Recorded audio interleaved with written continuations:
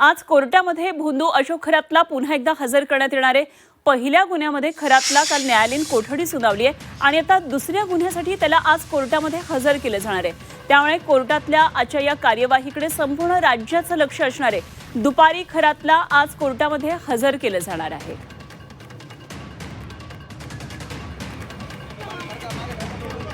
तर भोंदू खरातचे दररोज वेगवेगळे नवनवीन कारनामे समोर येत आहेत आणि त्यामध्ये आणखी एक भर पडली आहे। नाफेड कांदा खरेदी घोटाळ्यात सुद्धा खरातचा सहभाग असल्याचा आरोप होतो आहे। Shri Venkatesh farmer producer company मार्फत व्यवहार करण्यात आलेले आणि मार्च 2024 मध्ये संशयास्पदरित्या कंपनीला नाफेडची मान्यता मिळाली। 250हून अधिक कंपन्या खरं तर इच्छुक असताना खरातच्या कंपनीला प्राधान्य देण्यात आलं। कंपनीवर अशोक खरात आणि त्याची पत्नी कल्पना हे दोघेही सदस्य आहेत। शेतकऱ्यांची आर्थिक फसवणूक झाल्याची प्राथमिक माहिती कळतेय। नाफेड आणि NCCF अधिकाऱ्यांशी संगनमताचा सुद्धा संशय व्यक्त होतोय। त्यामुळे आता संपूर्ण प्रकरणाची SIT चौकशी व्हावी अशी मागणी करण्यात येते आहे।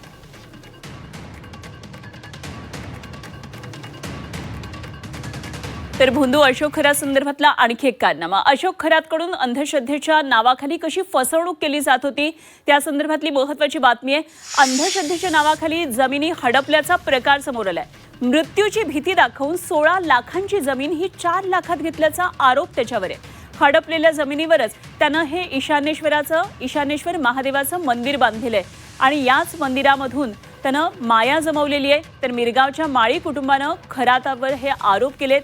जमीन शापित असल्याचा त्यानं बनाव केला आणि तसा आरोप त्याच्यावर होतो आहे। अर्थातच माळी कुटुंबाचे सगळे आरोप आता तपासले जातील आणि कशा प्रकारे तो जमिनी हडपायचा, मृत्यूची भीती दाखवली जायची, हे सगळे कारनामे आता पुढे येऊ लागलेले आहेत। तर नाशिकमध्ये भोंदू खरात संदर्भातल्या आणखी अपडेट जाणून घेऊया। आज दिवसभरामध्ये काय काय नेमकं होणार आहे या संदर्भात सविस्तर तपशील जाणून घेऊया। आमचे नाशिकमधले प्रतिनिधी योगेश खरे आपल्याबरोबर जोडले जात आहेत। योगेश, आज महत्त्वाची घडामोड ती म्हणजे कोर्टामध्ये आज अशोक खरातला पुन्हा एकदा आणण्यात येणार आहे। त्या निश्चित याकडे संपूर्ण राज्याचं लक्ष असणार आहे। खरं आता त्याला दुसऱ्या गुन्ह्यामध्ये अटक हजर केलं जाईल कोर्टामध्ये।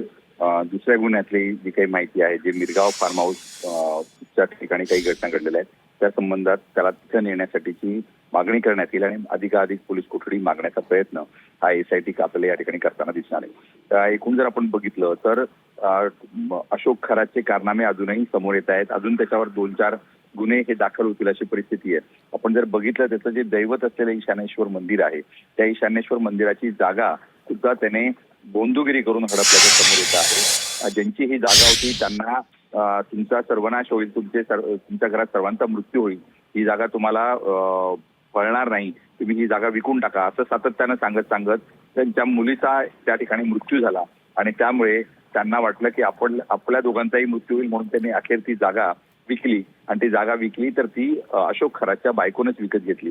या कुटुंबाला हे शेवटपर्यंत कळलं नव्हतं की जोपर्यंत अशोक म्हणे ही खरेदी झाली, त्यानंतर काही वर्षांनी कळालं की ही अशोक खरातच्या पत्नीने जागा घेतलेली आहे। त्यामुळे आता खरातची सगळी भोंदूगिरी बघून पोलिसांमध्ये त्यांच्या जावयांनी तक्रार केलेली आहे, SIT कडे तक्रार केलेली आहे आणि या प्रकरणी सुद्धा आता गुन्हा दाखल होणार आहे।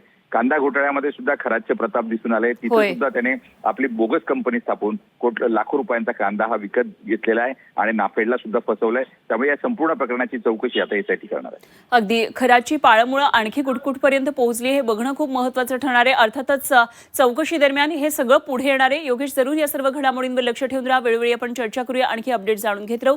तुर्तास धन्यवाद। योगेश खरे आमचे प्रतिनिधी नाशिकमधून आपल्याबरोबर होते।